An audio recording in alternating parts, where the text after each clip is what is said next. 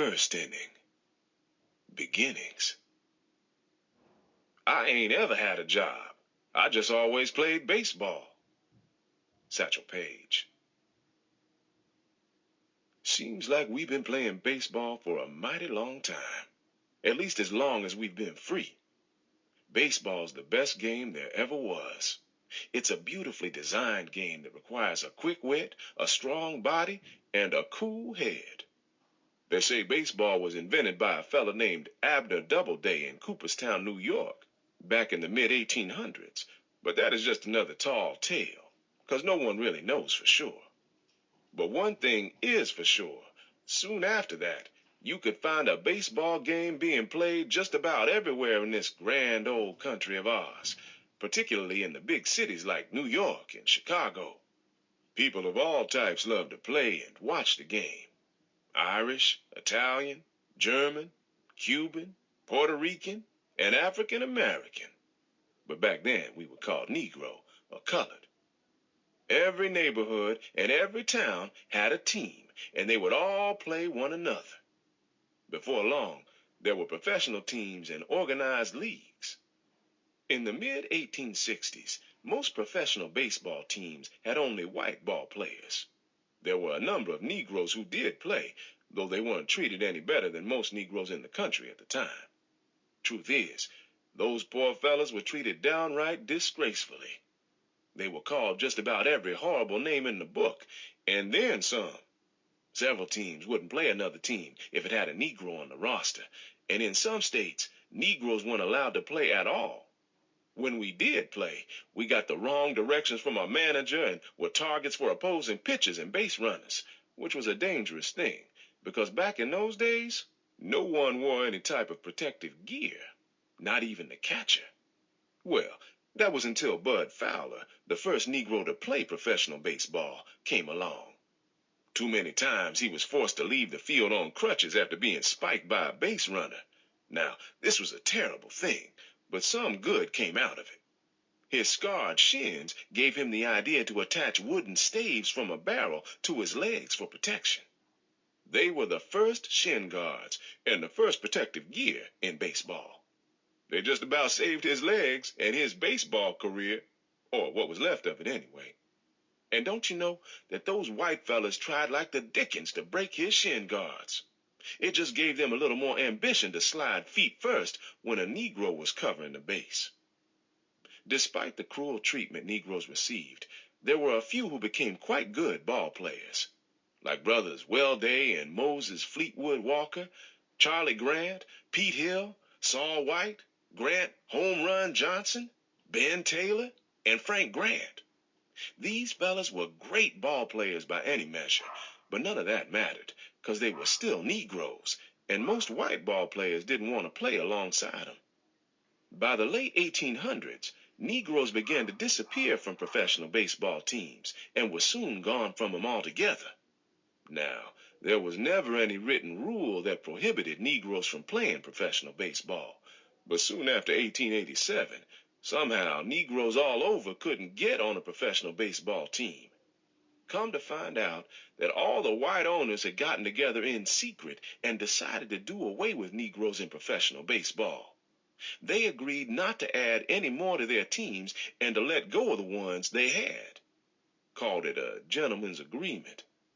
And I'll tell you this, those gentlemen held to that agreement for almost 60 years. So, what were we Negroes left to do? We loved to play baseball, and a lot of guys had genuine talent.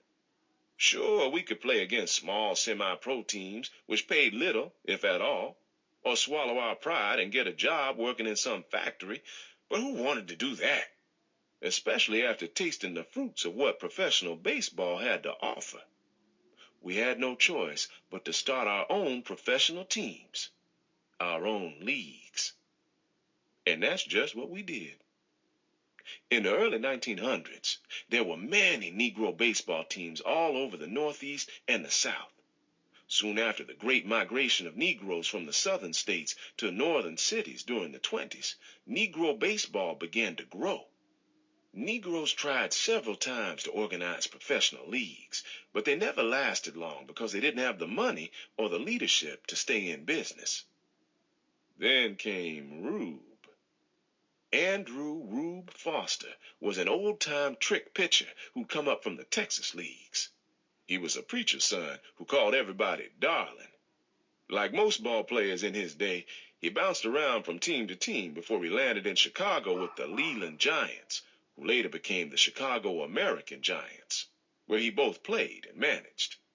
Back then, managers almost always played because the owners couldn't afford to pay a man to just sit in the dugout.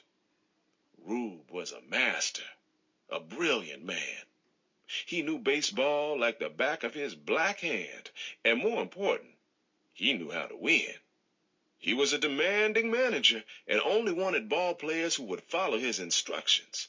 If a ball player didn't listen to Rube, he didn't last long. His players had to be able to bunt the ball into a hat consistently. All of them were fast, and if they got on base, it was over. They'd steal your shirt. Rube's game was built around speed and his own invention called the bunt and run. It was a simple play. They'd put a racehorse on first base, and the batter would bunt the ball down the third base line. The runner would lead off the base with the pitch and be halfway around the bases by the time the ball hit the bat. The runner didn't stop at second and kept charging full speed toward third, which was left unguarded because the third baseman had to come in to pick up the ball.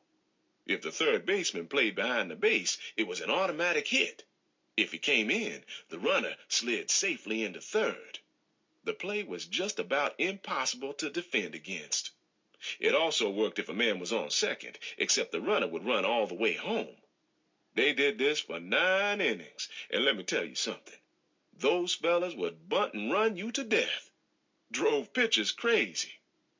And the pitchers, they got their pitching instructions from Rube sitting in the dugout, not from the catcher, which was more common. He'd puff signals from his pipe or nod his head one way to signal a play. 1 puff, fastball.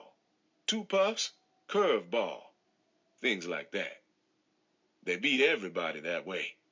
Rube's American Giants became the strongest Negro team in Chicago and the most famous independent team in the entire Midwest. Sometimes they even drew larger crowds than the local Major League Cubs and White Sox. Rube ran his ball club like it was a major league team. Most Negro teams back then weren't very well organized, didn't always have enough equipment or even matching uniforms. Most times, they went from game to game scattered among different cars, or sometimes they'd even have to hobo, which means hitch a ride on the back of someone's truck to get to the next town for a game. But not Rube's team. They were always well equipped with clean new uniforms, bats, and balls. They rode to the games in fancy Pullman cars Rube rented and hitched to the back of the train. It was something to see that group of Negroes stepping out of the train, dressed in suits and hats. They were big leaguers. It was after this success with the American Giants that Rube decided to organize an entire Negro baseball league. Rube aimed high. He wanted to create a league that would exhibit a professional level of play equal to or better than the majors, so that when it came time to integrate professional baseball, Negroes would be ready. See, Rube didn't want to put just 1 or 2 Negroes in the major leagues. He wanted to put a whole league into the major leagues. There would be the American League, the National League, and the Negro League. Rube knew that if Negroes were to play in a professional league, we'd have to organize it ourselves. "We are the ship," he proudly declared. "All else, the sea." On February 20th, 1920, Rube called together all of the owners of black baseball teams in the Midwest. They agreed to a set of rules that the league would follow. Rules that would stop player raids between teams and police the players' conduct on and off the field. They named the league the Negro National League. It had 8 teams: the Cuban Stars, the Detroit Stars, the Chicago American Giants, the Chicago Giants, the Kansas City Monarchs, the St. Louis Stars, the Indianapolis ABCs, and the Dayton Marcos. Rube's League was home to great players, the likes of Oscar Charleston, Cyclone or Smokey Joe Williams, Ben Taylor, Cannonball Dick Redding, and John Henry Pop Lloyd. Rube took it upon himself to keep the league going. If a team wasn't doing well, he would help them out with a little cash. If there was a dispute between a player and an owner, he would help settle it. He gave black baseball dignity and set the standard for things to come. His league was so successful that a group of white owners of independent Negro teams formed a rival league of their own, the Eastern Colored League, just a few years after Rube started his. The pennant winners from each league met in a Colored World Series at the end of the season.